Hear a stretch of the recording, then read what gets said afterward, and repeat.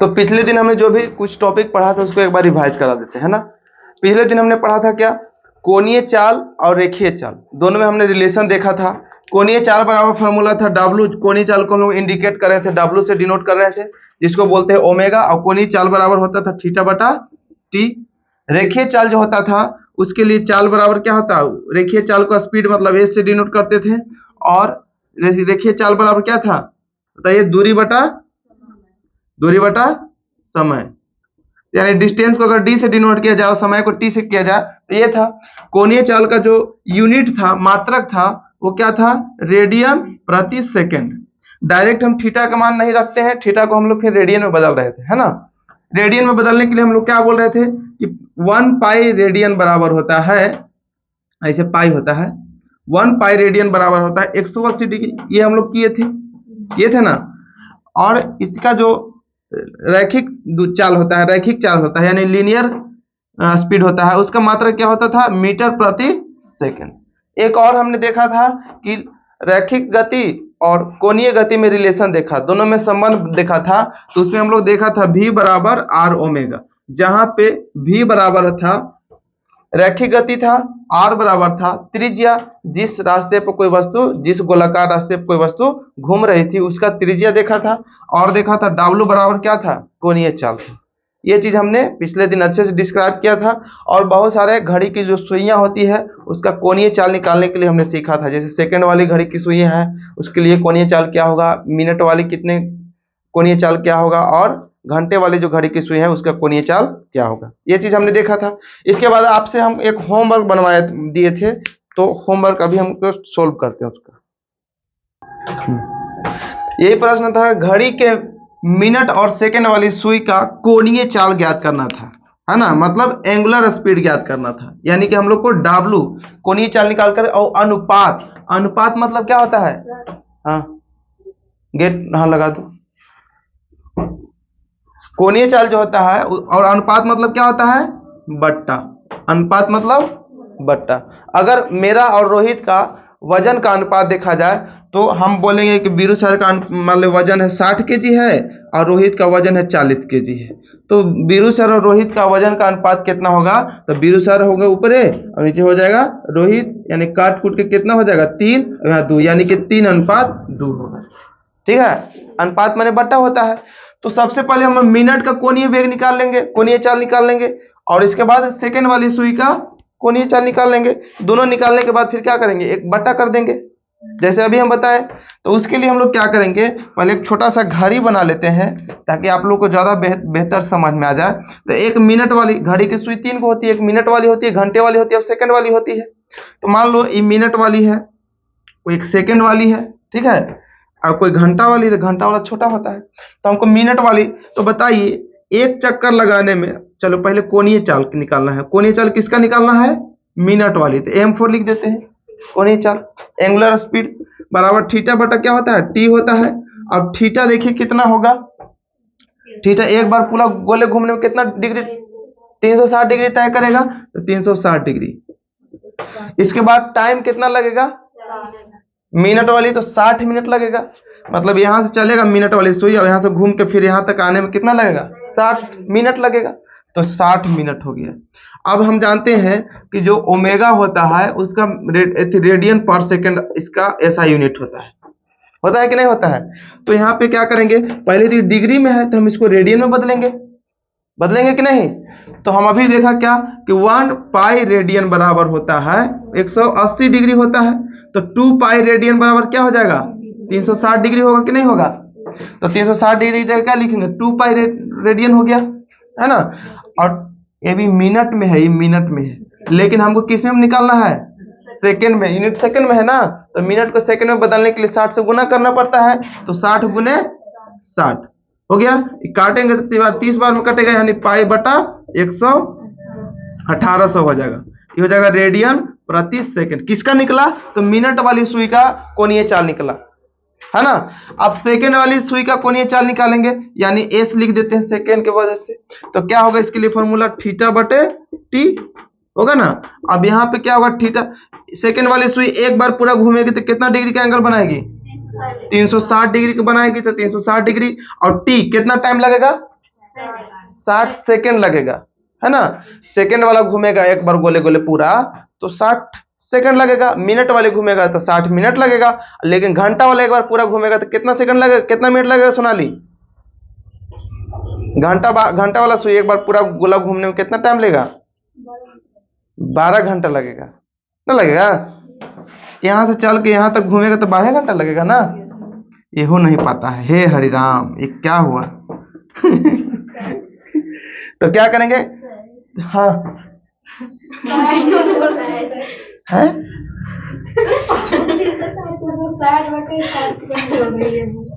क्या जी बोल रही है? हम नहीं समझे। तो बटा में 60 कर ना रहे हैं, कर ही तो रहे हैं। अच्छा जल्दी मतलब उसको टाइम बर्बाद हो रहा है ना। क्या कुछ बोलना चाहिए तो बोलो। हाँ घड़ी वाले ना, इसको पूछ खाली रहे थे। सेकंड वाले निकालना है ना, ये घड़ी मिनट वाला निकल गया, यहाँ सेकंड वाला निकल गया, यहाँ निकल रहा है। तब क्या होगा? 360 डिग्री बराबर 2 पाई हो जाएगा, अब बटा 60 कट जाएगा तो कितना होगा? 30, यानी कि पाई बटा 30 रेडियन प्रति सेकंड होगी। ठीक है। अब कह रहा है अनुपात, अनुपात माने बट्टा, यानी कि ओमेगा मिनट बटा ओमेगा सेकंड बराबर उसका कितना है? पाई बटा 1800 अब बटा पाई बटा 30 होगा कि नहीं? तो क्या करेंगे? 1 जीरो से 1 जीरो खत्म, पाई से पाई खत्म, 3 छक्का 60, यानी कि 60 अनुपात 1 आया। यही तो आंसर था, हैं? एहो नहीं आ रहा था बना घर से जी? तब सीखो, कोई उससे कुछ सीखो। भोंदू तुम लोग सीखो कोई से। हाँ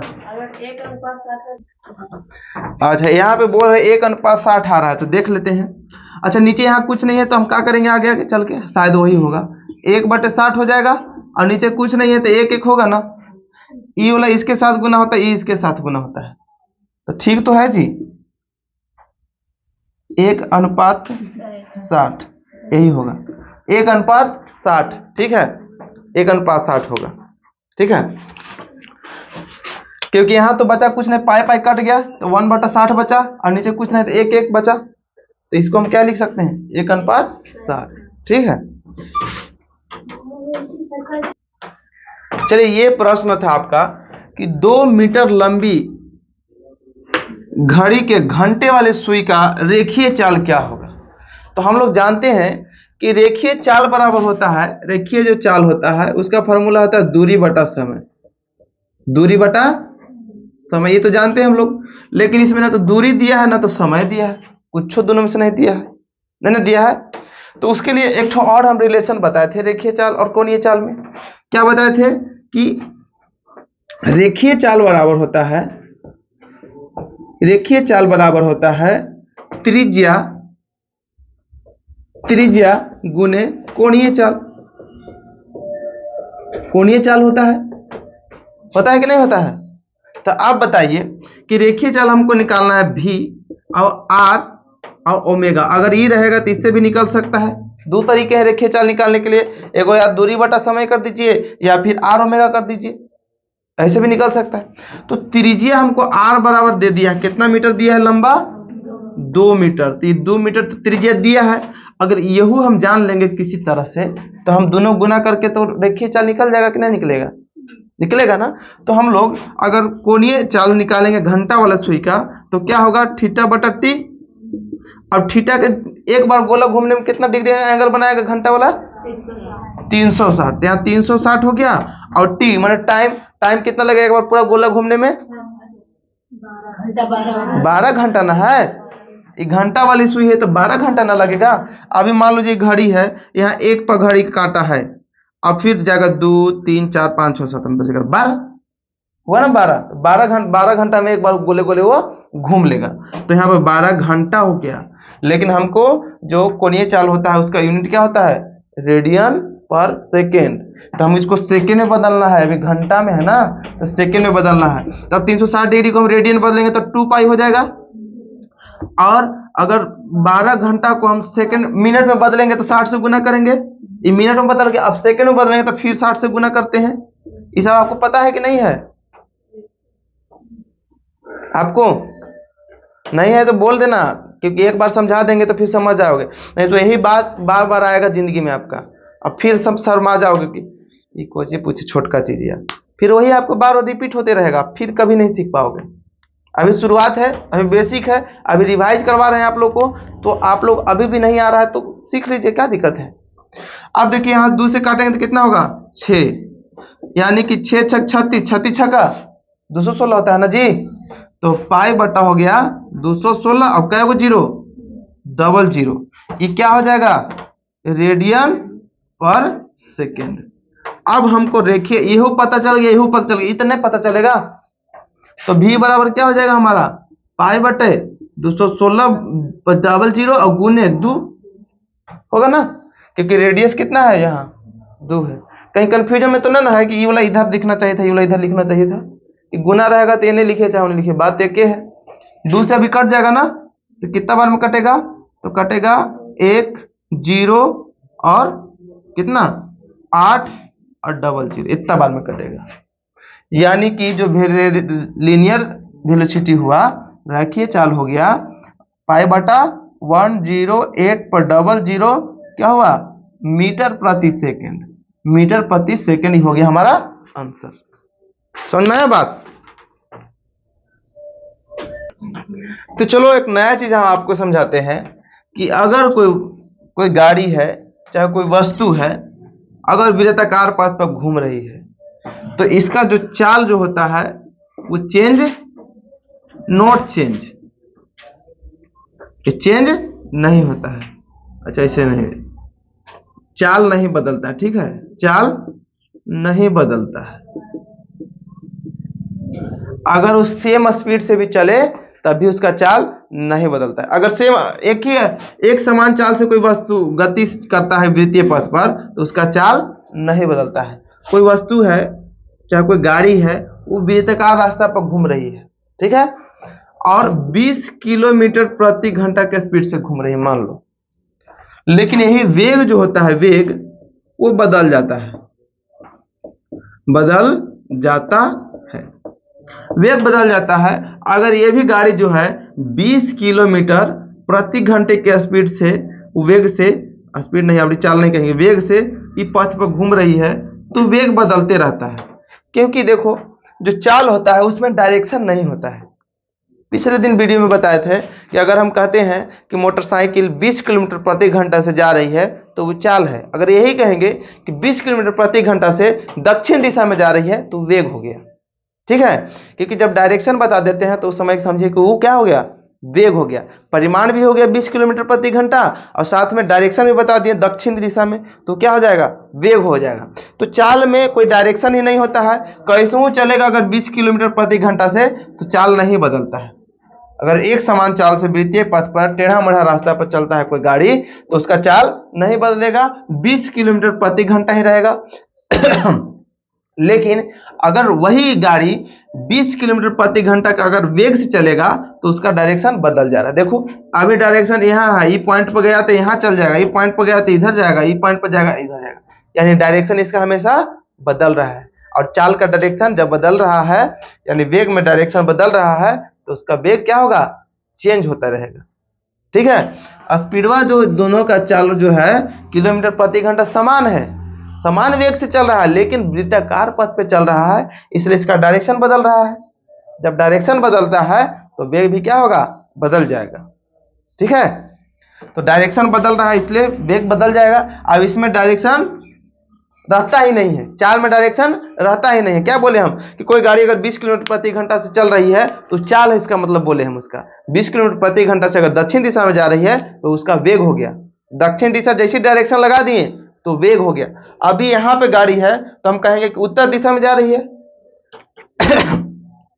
कोई भी मैप होता है तो ऊपर वाला नॉर्थ होता है, नीचे वाला साउथ होता है, इधर वाला ईस्ट होता है, इधर वाला वेस्ट होता है, होता है ना। तो मान लीजिए कोई गाड़ी यहाँ है तो किस दिशा में जा रहा है, उत्तर दिशा में जा रही है। जैसे ही यहाँ पे चला गया तो डायरेक्शन बदल गया ना, नॉर्थ से क्या हो गया, साउथ हो गया। इसमें भी डायरेक्शन बदल रहा है, लेकिन हमको कंसीडर डायरेक्शन को करते ही नहीं है, डायरेक्शन को चाल में हम लोग मानते ही नहीं है। इसलिए चाल क्या है, अदिश राशि है, और अदिश राशि का कोई डायरेक्शन नहीं होता है। इसलिए इसका 20 किलोमीटर प्रति घंटा से अगर चाल घूम रही है तो इसका चाल नहीं बदलेगा, लेकिन वेग का जो स्पीड है इसका क्या हो जाएगा, बदल जाएगा। ठीक है, क्योंकि उसका डायरेक्शन बदल रहा है, और डायरेक्शन को हम वेग में डायरेक्शन को कंसीडर करते हैं। कंसीडर करने मतलब मानते हैं। ठीक है, ये समझ में आ गया। तो आप लोग को हम बता रहे हैं कि अगर आप लोग अभी से टारगेट रखो, रोहित गेट खुल गया था, इसको बंद कर दो। कि अगर आप लोग अभी से टारगेट रखोगे कि कम से कम इस बार हमको इंटर में जिला टॉप करना है, तो निश्चित ही अगर जिला टॉप कर जाओगे, हो सकता है कर जाओगे, अगर नहीं भी करोगे तो 400 प्लस जरूर नंबर आएगा। क्यों? क्योंकि जितना आप सोचते हो उसी के अकॉर्डिंग आप मेहनत करते हो। अगर सामने अब गिलास में पानी रखा रहेगा तो आप ज़्यादा मेहनत से नहीं उठाओगे, ज़्यादा बल लगाओगे उसमें उठाने में नहीं।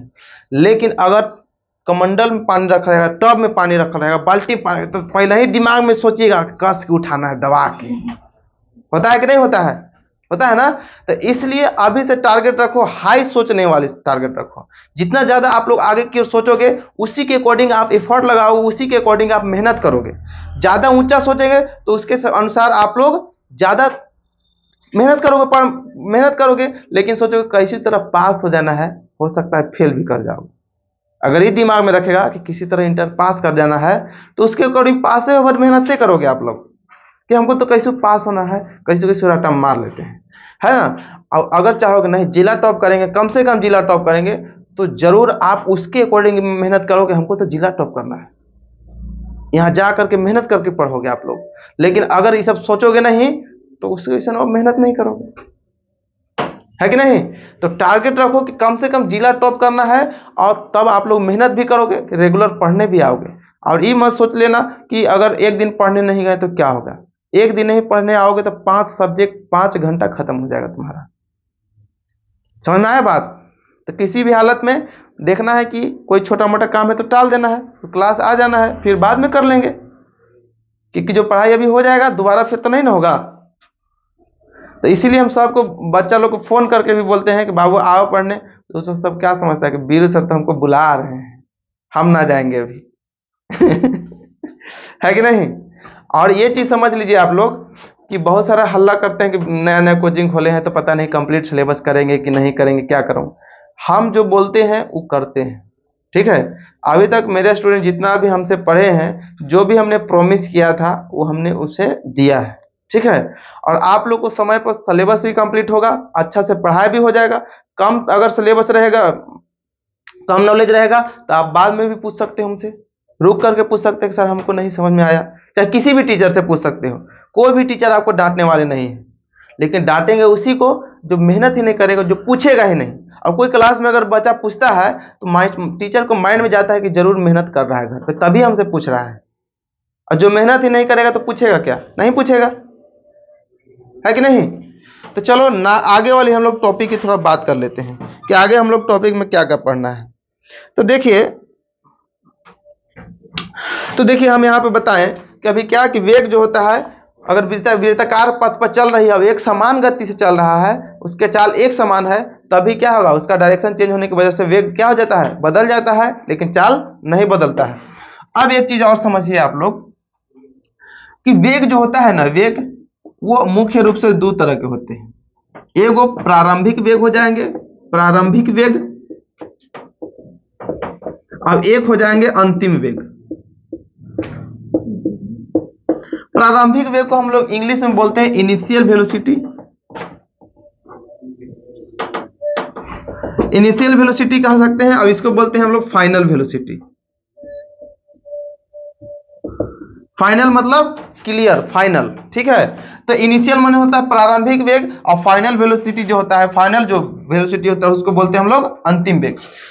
प्रारंभिक वेग को हम लोग किससे डिनोट करते हैं, u से डिनोट करते हैं, और अंतिम वेग को हम लोग v से डिनोट करते हैं। ठीक है, और दोनों का देखो, जब वेग का मात्रक है मीटर प्रति सेकेंड, तो प्रारंभिक वेग का भी क्या होगा, मीटर प्रति सेकेंड हो जाएगा, कि किसी का तो बाल बच्चा है ना तुमको, है ना। तो अंतिम वेग का भी क्या हो जाएगा, मीटर प्रति सेकेंड भी हो जाएगा। ठीक है, दोनों का जो ऐसा यूनिट होगा दोनों को समान होगा। अब एक चीज हमको देखना है कि प्रारंभिक वेग कहते किसको है और अंतिम वेग कहते किसको है। ठीक है, तो मान लीजिए हम ही गाड़ी है, मान लो हम ही को गाड़ी, ठीक है, और अब यहाँ रुके हुए अभी आपके सामने, अब यहाँ से रुक करके चलना प्रारंभ किए, तो जब कोई गाड़ी जहां पे आप लोग को दिखता है वहां पे दिखता है, शुरुआत में जहां दिखता है वो हो जाता है प्रारंभिक वेग। अभी हमको शुरुआत में क्या था, रुका हुआ दिखे आप हमको, है ना, और हम आपको रुका हुआ दिख रहे हैं, तो प्रारंभिक वेग मेरा कितना हो जाएगा, 0 हो जाएगा, प्रारंभिक वेग 0 होगा। यानी कि शुरुआत में कोई गाड़ी हमको जहां पे दिखता है वही उसका प्रारंभिक वेग होता है। तो शुरू में आप हमको क्या देख रहे हैं, 0 रुकल दिख रहे हैं, तो प्रारंभिक वेग क्या हो जाएगा, 0 हो जाएगा। लेकिन अभी चलते हुए दिख रहे हैं, तो अब चलते हुए दिख रहे हैं, अब रुक गए लास्ट में, जब लास्ट में जो रुक गए तो भी क्या होगा, अंतिम वेग 0, यानी रुकल रहेंगे तो क्या होगा, 0 होगा। लेकिन अगर हम यही रूम से उधर से आते हैं, अब इधर पार हो जाते हैं, हम आपको कहीं नहीं दिखते, ठीक है, हमेशा आप चलते हुए देखते हैं। तो हो सकता है कि उधर से जब आए थे रूम से, तो रूम से आते वक्त हमको स्पीड तनी कम होगा, आगे जाने के बाद स्पीड ज्यादा हो जाएगा, या फिर आ रहे थे शुरू तो स्पीड ज्यादा होगा, धीरे धीरे फिर घट गया होगा, ऐसा भी हो सकता है।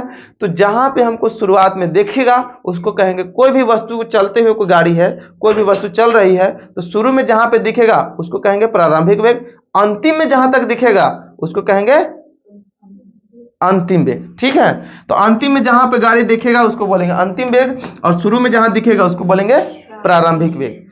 हो सकता है अंतिम वेग 0 भी हो सकता है, 0 नहीं भी हो सकता है, प्रारंभिक वेग 0 भी हो सकता है और 0 नहीं भी हो सकता है। अगर इधर गेट से हम सीधे आते हैं तो आपको हम शुरुआत में कहां देखते, चलते हुए दिखते हैं, रुकल दिखते हैं, नहीं दिखते, तो उस समय प्रारंभिक वेग हो सकता है, जो हो सकता है 2 मीटर प्रति सेकंड हो सकता है, कहीं 2 मीटर स्पीड से हम चल रहे होंगे, 2 मीटर वेग से चल रहे होंगे, या फिर हम आप देख सकते हैं कम, मान लीजिए 1 मीटर प्रति सेकंड के स्पीड से आपको चलते हुए दिखे होंगे प्रारंभिक में, और अंतिम में मान लीजिए कि यहाँ पे अब रास्ता नहीं है तो रुक गए होंगे, तो अंतिम वेग क्या हो जाएगा, 0। लेकिन इन्हों में रास्ता रहेगा, इधर में भी रास्ता रहता है, उधर से आते इधर से निकल जाते हैं, तो अंतिम में जहां पे हम आपको दिखते हैं वो हो जाता अंतिम वेग। और अंतिम वेग हो सकता है 2 मीटर प्रति सेकंड हो जाए, या फिर 0.5 मीटर प्रति सेकंड हो जाए, कुछ भी हो सकता है कि नहीं हो सकता है। फोन आ गया, देखते तो देखिए, प्रारंभिक वेग 0 भी हो सकता है, 0 नहीं भी हो सकता है, अंतिम वेग 0 भी हो सकता है और 0 नहीं भी होगा। जब तक कोई चीज रुकल नहीं रहेगा तब तक वो 0 नहीं हो जाएगा। रुकल रहेगा, अंतिम में जाके रुक गया और दिखा कि रुकल है गाड़ी, चलते गई इधर से गाड़ी और आके जाके रुक गई, तो क्या कहेंगे, अंतिम वेग कहेंगे 0, है कि नहीं। जाके अंतिम में अगर रुक गई तो अंतिम वेग क्या कहेंगे, 0 कहेंगे। ठीक है, अब देखिए, अभी आप लोग कॉपी पे उतारने के चक्कर में सुनिएगा नहीं बात, क्योंकि एक बार में मेरा माइंड जो है ना, चाहे आप ही का माइंड है, एक बार में 2 काम अच्छा से नहीं कर सकता है ना। या तो आप अच्छा से सुन सकते हो, या तो फिर अच्छा से आप लिख सकते हो। अब चाहोगे कि हम सुन भी लें और लिख भी लें, उस केस में आप क्या हो जाएंगे, गड़बड़ हो जाएंगे, ना तो आधा सुनिएगा आधा लिखिएगा, तो दोनों में से कोनो काम नहीं आएगा, है कि नहीं आएगा, होगा कि नहीं। तो ये चीज हम लोग समझ में आ गया। अंतिम वेग, प्रारंभिक वेग, ये सब 9th 10th में पढ़ना था, आप लोग कभी समझ में भी आ गया होगा। अब थोड़ा हम लोग एक्सेलरेशन की बात कर लेंगे, त्वरण की बात कर लेते हैं। तो एक्सेलरेशन पढ़ लेते हैं, ACCELERATION। एक्सेलरेशन मतलब क्या होता है, त्वरण होता है। तो त्वरण की थोड़ा सा बात कर लेते हैं। तो देखिए, जो एक्सेलरेशन है, त्वरण हो गया था, एक्सेलरेशन वही ना बोले कि एक बार लिखिएगा साथ में आप पढ़िएगा भी, बोलिएगा भी, तो काम गड़बड़ा जाएगा। तो एक्सेलरेशन को हम लोग ए से डिनोट किया जाता है। ए फॉर क्या होता है, देखो, ए फॉर एक्सेलरेशन।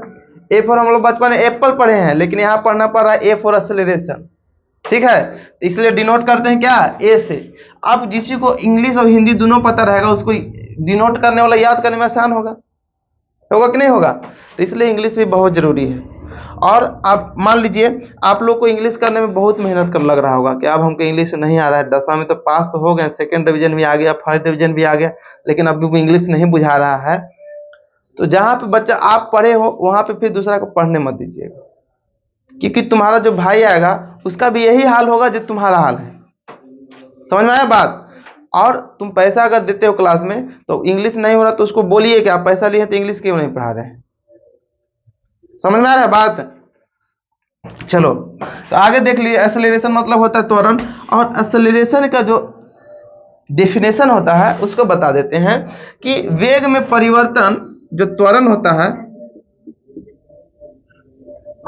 त्वरण बराबर होता है वेग में परिवर्तन की दर को त्वरण कहते हैं। वेग में परिवर्तन की दर को त्वरण कहते हैं। दर मतलब कहीं भी दर लिखे तो नीचे होगा बट्टा, ठीक है।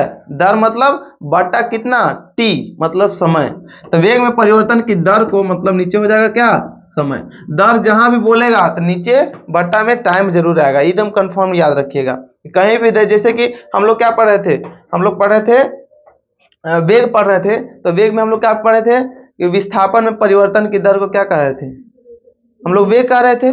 डिस्प्लेसमेंट का वेलोसिटी कह रहे थे कि विस्थापन में परिवर्तन को दर को हम लोग क्या कहते थे, डिस्प्लेसमेंट कहते थे। तो विस्थापन में परिवर्तन, तो विस्थापन में परिवर्तन होता है शुरुआती बिंदु और अंतिम बिंदु, वो दोनों का भी। तो विस्थापन बटा क्या होता है, दर जहां भी लगेगा तो वहां पे क्या होगा, बटा में टी रहेगा। तो हम लोग विस्थापन बराबर डी बराबर क्या होता है, सॉरी विस्थापन नहीं, वेग न बोल रहे थे जी। तो वेग बराबर क्या था, विस्थापन बटा समय था। विस्थापन बटा समय यानी कि बटा में टी लगल था, यहाँ पे बटा में टी लगल है यानी समय लगा है। तो वेग में परिवर्तन की दर को कहते हैं हम लोग क्या बोलते हैं, त्वरण बोलते हैं। और त्वरण को डिनोट क्या चीज से करते हैं, ए से करते हैं। और वेग में परिवर्तन कब क्या होगा, ज्यादा वो वेग रहेगा और कम वेग रहेगा तब ना वेग में परिवर्तन होगा कि नहीं। तो शुरुआती वेग और अंतिम वेग जो होगा दोनों का जो अंतर होगा वही तो वेग में परिवर्तन होगा। तो शुरुआती वेग चाहे अंतिम वेग, तो v माइनस क्या हो जाएगा, u और बटा टी। v माने क्या हो जाएगा, अंतिम वेग, और u माने क्या हो जाएगा, प्रारंभिक वेग, और बटा में समय है तो t हो गया, होगा कि नहीं। तो एक फार्मूला आप लोग गति का समीकरण जो देखते होंगे वो फार्मूला देखते हैं v बराबर u प्लस ए टी। ये फार्मूला आप कभी देखे होंगे कि नहीं देखे होंगे, तो यही से वो फार्मूला आता है। देखो कैसे होता है कि अगर इसको हम लोग अभी यूनिट की बात कर लेते हैं, तो वेग में जो भी परिवर्तन होगा तो वेग ही रहेगा। अगर मान लीजिए कि हमारा उम्र में परिवर्तन की बात कर लेते हैं, तो 5 साल पहले मेरा उम्र था मान लीजिए 20 साल और आज हमारा उम्र है 25 साल, तो उम्र में परिवर्तन कितना हुआ, 5 क्या साल ही ना रहेगा, उम्र में परिवर्तन तो 5 साल ही रहेगा ना। उसी तरह अगर शुरुआती में वेग भी था और अंतिम में वेग भी था तो अंतर भी रहेगा तो वेग ही रहेगा ना। जैसे साल में अंतर हुआ तो साल ही रह गया, वेग में अंतर रहेगा तो क्या होगा, वेग ही रहेगा। तो अंतर जितना भी आएगा उतना तो वही रह जाएगा, वेग ही रहेगा। तो v बटा टी। अब बताइए वेग का ऐसा मात्रा क्या होता है, मीटर प्रति सेकेंड। तो यहाँ पे मीटर प्रति सेकेंड तो हो गया और नीचे का पहले ही से टी है तो उसको भी तो सेकेंड होता है ना, एक एस हो गया। अब क्या हो जाएगा, मीटर प्रति सेकेंड स्क्वायर, मीटर प्रति सेकेंड स्क्वायर हो गया। अगर ये तो एसआई मात्रक हो गया, ये क्या हो गया, एसआई यूनिट हो गया, इंटरनेशनल सिस्टम वाला यूनिट हो गया जो दुनिया जानती है, दुनिया इसको फॉलो करती है। अब हम लोग इसका डायमेंशनल फॉर्मूला की बात कर लेंगे।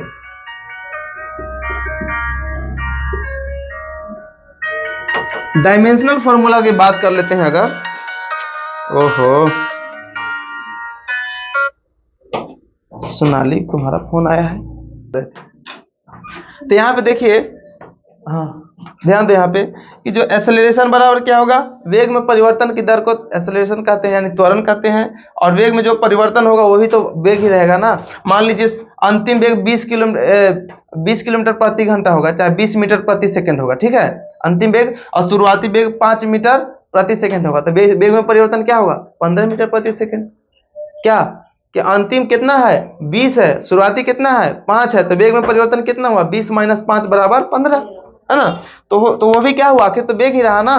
तो वेग बटा क्या होगा, समय, वेग बटा समय हो गया। इसके बाद एसआई मात्रा क्या हुआ, वेग का मात्रा क्या होता है? मीटर प्रति सेकंड। अब पहले से नीचे टी है तो मीटर प्रति सेकंड स्क्वायर हो गया, दूगो हो गया, सेकंड सेकंड गुना हुआ। तो अब डायमेंशनल फार्मूला की जब बात करते हैं हम लोग, तो डायमेंशनल फार्मूला को हम लोग हमेशा एम एल और टी के फॉर्म में लिखते हैं। एम एल और टी। एम मतलब होता है mass, M for length, T for time. इसी केस में लिखते हैं। जो इसको नहीं आ रहा है तो वीडियो डाला हुआ है, आप लोग देख सकते हैं, है ना। ये इसी कैसे हम लोग डायमेंशनल फार्मूला निकाल लेते हैं कुछ चीज का। तो देखो एम मतलब क्या हुआ? मीटर। मीटर है यहाँ पे, तो मीटर में किसको नापते हैं? लंबाई को नापते हैं, है ना। तो ए को लंबाई क्या लिखते हैं? एल लिख दिए इसके जगह, एल लिख दिए ना। इसके बाद सेकंड में किसको मापते हैं? टाइम को। तो टाइम को किससे डिनोट करते हैं? टी से। और दूगो सेकंड है ना, तो टी स्क्वायर हो गया। अब इसी को क्या लिखेंगे? एल टी के पावर -2। ये डायमेंशनल फार्मूला हो गया, है ना। अगर वे का डायमेंशनल फार्मूला क्या था? हम लोग निकाले थे एल टी के पावर -1, लेकिन अगर त्वरण की निकालते हैं तो एल टी के पावर -2 हो गया ना। लेकिन यहाँ पे हम लोग m0 भी लिख सकते हैं। m0 मतलब नहीं है तो हम क्या लिखते हैं? m0, क्योंकि जब भी डायमेंशनल फार्मूला लिखते हैं तो m l और t के फॉर्म में लिखते हैं। तो m है ये नहीं तो क्या लिखेंगे इसको? 0।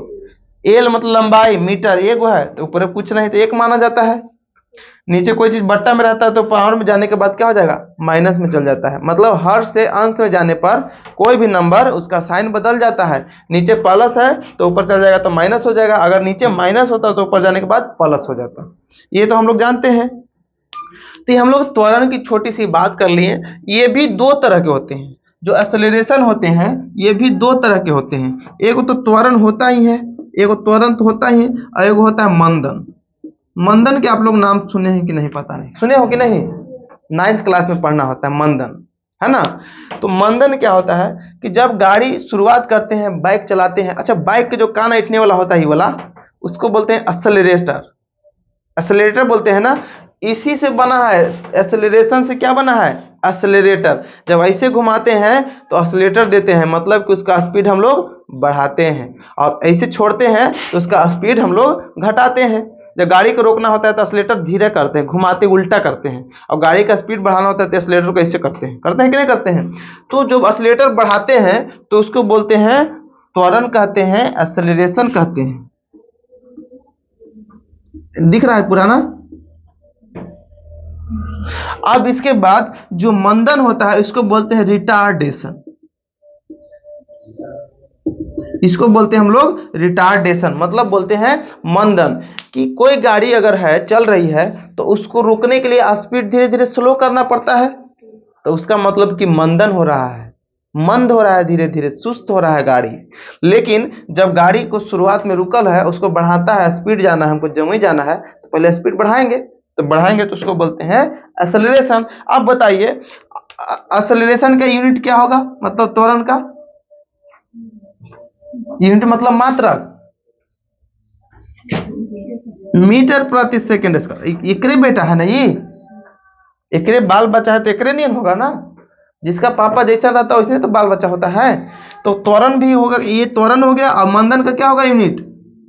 इसका भी मीटर प्रति सेकंड स्क्वायर ही होगा, क्योंकि एक्सेलरेशन हो चाहे मंदन हो, वेलोसिटी में प्रारंभिक वेग हो चाहे तो अंतिम वेग हो, ठीक है। तो ये चीज हम लोग एक्सेलरेशन और हम लोग रिटार्डेशन के बारे में हम लोग जान गए कि गाड़ी कभी रुकती है, जब रुकने लगती है तो उसका त्वरण क्या होता है? घटने लगता है। जब गाड़ी स्पीड बढ़ती है तो त्वरण उसका बढ़ने लगता है। त्वरण जब बढ़ता है तो उसको त्वरण एक्सेलरेशन तो कहते ही है, और साथ में अगर गाड़ी रुकने लगती है तो उसको बोलते हैं हम लोग रिटार्डेशन, और रिटार्डेशन की वजह से धीरे धीरे आगे जाकर गाड़ी रुक जाती है। अब इसी सब पर एक आध को न्यूमेरिकल आता है, ठीक है। तो न्यूमेरिकल से पहले हम आप लोग को कुछ और चीज हमको बताते हैं। गति समीकरण की बात कर लेते हैं, गति समीकरण के, ठीक है।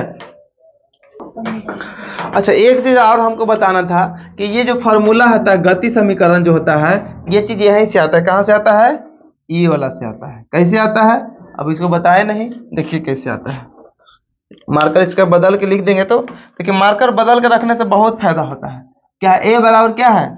v माइनस यू बटा टी है, जहां पे v बराबर है अंतिम वेग है और u क्या है? प्रारंभिक वेग है ना। अगर हम लोग कैंचिया गुना करेंगे, कैंचिया गुना मतलब तिरछा तिरछी वाला गुना, तो क्या करेंगे ए टी हो जाएगा, नीचे कुछ नहीं तो एक नीचे एक मानेंगे ना, और एक में सबसे गुना करेंगे तो v माइनस यू होगा कि नहीं। अब यहाँ पे देखिएगा ए टी के ए टी छोड़ दिए, अब यहाँ पे माइनस में u है तो इधर जाएगा तो क्या हो जाएगा प्लस में बराबर v। तो हम लोग देखिए यही v बराबर हो गया ना, v बराबर u plus A T, v बराबर u प्लस ए टी। इसको हम लोग ऐसे भी लिख सकते हैं v बराबर u प्लस ए टी, कोई दिक्कत नहीं होगा। कभी आप लोग कंफ्यूजन भी है क्या कि ई कभी इधर लिख दे रहे हैं कभी इधर लिख रहे हैं, कभी ऐसा कंफ्यूजन तो नहीं ना होता है? अगर होता है तो पूछ लीजिए, क्योंकि एक बार अगर समझ जाओगे तो फिर दोबारा कंफ्यूजन नहीं होगा, ठीक है। तो ये देखो वैसे यही एक्सेलरेशन का जो डेफिनेशन होता है उसी से तो निकला ये वाला फार्मूला, निकला कि नहीं होता कि v बराबर यू प्लस ए टी, वो गति समीकरण कहलाता है। और गति समीकरण की अभी हम बात करने वाले हैं, तो चलो अब हम लोग गति समीकरण की बात कर लेते हैं, है ना। गति समीकरण, गति समीकरण जो होता है ना बहुत इंपॉर्टेंट है ना। इसमें हम लोग देखते हैं, इसको हम लोग अभी प्रूफ नहीं करेंगे, बस गति समीकरण समझाएंगे कौन कौन होते हैं गति समीकरण। आप लोग पढ़े हैं पहले से, उसको हम लोग रिवाइज करेंगे, रिकॉल थोड़ा सा कर लेंगे, याद कर लेंगे, है ना। तो देखिए आप लोग गति समीकरण बहुत से लाभ पढ़े होंगे, v बराबर यू प्लस ए टी पढ़े हैं ना, v स्क्वायर बराबर यू स्क्वायर प्लस 2as पढ़े हैं, s बराबर U T plus half A T square होता है कि नहीं। तो s बराबर U T plus half A T square होता है, और एक s बराबर होता है s बराबर u plus a by two, ना सॉरी फॉर्मूला इसका क्या था देख लेते हैं। इसका फॉर्मूला होता है एक s बराबर होता है u प्लस, ठीक था s बराबर u plus a by two into 2t minus 1, ठीक है। तो यहाँ पे आप लोग हो सकता है कंफ्यूज होंगे कि वो प्लस और टी एक के जैसा लग रहा होगा, लेकिन एक के जैसा लग नहीं रहा है। देखो टी थोड़ा झुकल है ना, और जो प्लस एकदम सीधा सीधा है ना। टी जो लिखे हुए हैं ऐसे करके टी लिखे हुए थोड़ा सा झुका दिए हैं ताकि पता चल जाए, है ना। हाँ कहने 2 के हाफ ए टी स्क्वायर, 2 के पावर टी के पावर 2 है, हाँ टी के पावर हाफ, हाफ माने आधा ए और टी के पावर 2, ठीक है।